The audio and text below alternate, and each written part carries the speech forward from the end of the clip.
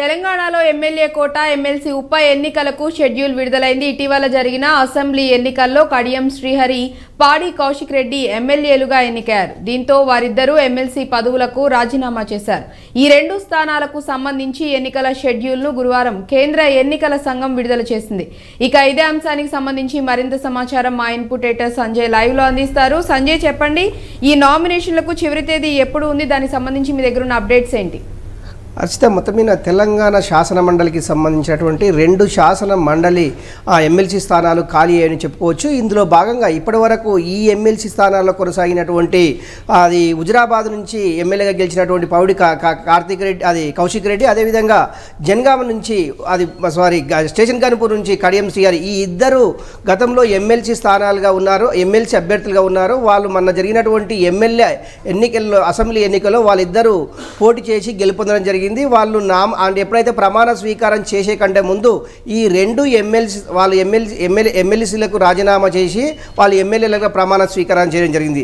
దాంతో ఈ రోజు తెలంగాణలో రెండు శాసన మండలి స్థానాలకు ఖాళీ ఏర్పడిందని చెప్పుకోవచ్చు. అందులో భాగంగా ఈరోజు కేంద్ర ఎన్నికల సంఘము ఈ రెండు ఎమ్మెల్సీ అభ్యర్థులకు సీట్లకు సంబంధించింది ఈ రోజు నోటిఫికేషన్ విడుదల చేసింది.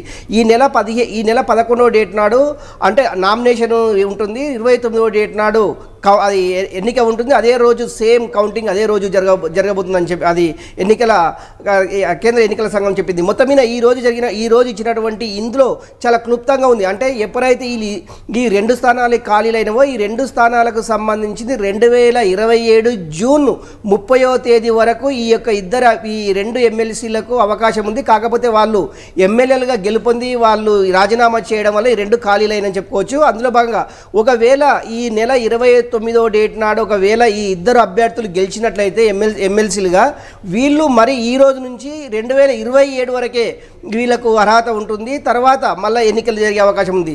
కాకపోతే ఏంటంటే ఈ రెండు ఎమ్మెల్సీలకు సంబంధించినటువంటి ఎమ్మెల్యే కోటాకు సంబంధించినటువంటి ఎమ్మెల్సీలు కనుక అధికారంలో ఏ పార్టీ ఉంటే ఆ పార్టీకే ఈ రెండు ఎమ్మెల్సీల అవకాశము ఉంటుందని చెప్పుకోవచ్చు. ఎందుకంటే ఎమ్మెల్యేలు ఎవరికి ఎక్కువగా ఉంటారో వాళ్ళే ఈ ఎమ్మెల్సీలుగా ఎన్నుకునే అవకాశం ఉంటుంది. అందులో భాగంగా ఇప్పుడు కాంగ్రెస్ అధికారంలో ఉంది కనుక కాంగ్రెస్ పార్టీకి సంబంధించిన అభ్యర్థులు ఈ ఎమ్మెల్సీకి పోటీ పెరిగింది అని చెప్పుకోవచ్చు. ఇప్పటికే గాంధీ భవన్ చుట్టూ అదేవిధంగా ఢిల్లీ చుట్టూ చెక్కలు కొట్టడం జరుగుతుంది. ఎప్పుడైతే నోటిఫికేషన్ కొన్ని గంటల ముందే నోటిఫికేషన్ వచ్చిందో అప్పటి నుంచి ఇక స్టార్ట్ అయింది, కాంగ్రెస్లో ఒక గుబులు స్టార్ట్ అయింది.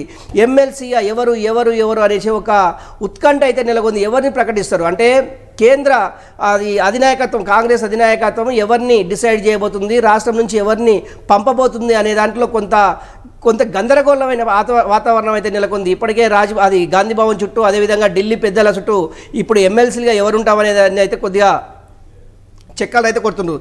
ఏదేమైనా కూడా ఈ నెల 11వ డేట్ నాడు ఎమ్మెల్సీలకు సంబంధించినటువంటి నామినేషన్ ఉంటుంది. 29వ డేట్ నాడు ఎన్నిక ఉంటుంది. అదే రోజు సాయంత్రం 5 గంటలకు కౌంటింగ్ ఉంటుంది.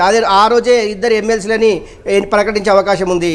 Archita, right, thank you Sanjay. So మొత్తంగా చూసుకున్నట్లయితే తెలంగాణలో రెండు ఎమ్మెల్సీ సీట్లకు నోటిఫికేషన్ అయితే విడుదలైంది. చూసుకున్నట్లయితే అండ్ అలాగే జనవరి 11న నోటిఫికేషన్ ఉంటుంది. అండ్ అలాగే ఎమ్మెల్సీ ఎన్నికల పోలింగ్ అలాగే కౌంటింగ్ కూడా ఒకే రోజు అంటే జనవరి 29న జరగబోతుంది. That's all for now. Keep watching I dream news.